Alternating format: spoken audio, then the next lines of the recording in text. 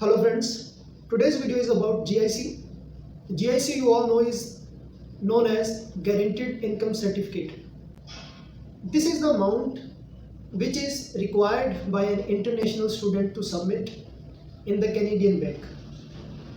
So whenever you apply for student visa, it is required that you should have certain source of income to spend your life in Canadian land.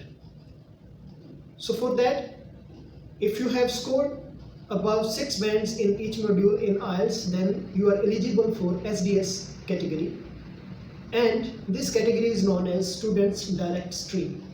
There is another requirement relating to this SDS stream, and this is regarding the financial requirement. So in order to meet that requirement, you have to submit 10,000 Canadian dollars in the Canadian bank as a GIC amount. For this, there are two options of banks available for international students, and the first bank is known as Nova Scotia Bank.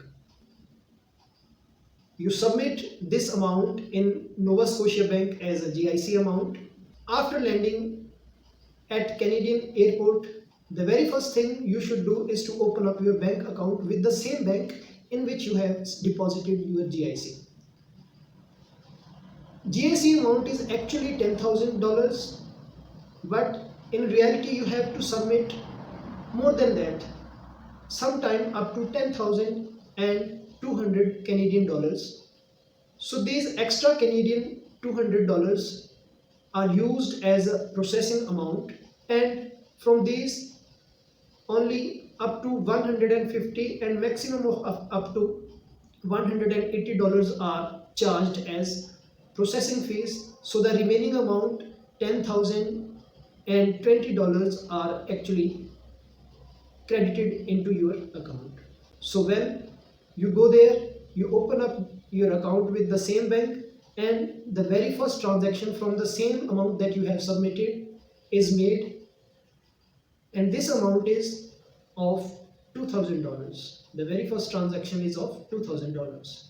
The remaining amount is divided into the period of 12 months, and each month you will be getting $600 or sometimes $670 in your bank account every month. Rate of interest in the Canadian banks is very low. This is only up to 0.1%. So when you submit 10,000 Canadian dollars, by the end of the whole year you will get $20 to $40 as in rate of interest on your amount. This is applicable on all the banks, and in Canada this rate of interest on saving accounts is very low. So why Canadian government has made it mandatory for the SDS students to submit this amount before they actually land in Canada? There is only one reason: because if you do not have sufficient financial support with you to make your daily expenses being a student, and if you do not find a part-time job during your study, so it might be difficult for you to manage your living expenses. So in order to assure that you can concentrate on your study and there is no financial burden on you to survive in Canadian cities, so that it is required by every student that they should submit this much amount to ensure that they can survive the international city without any problem.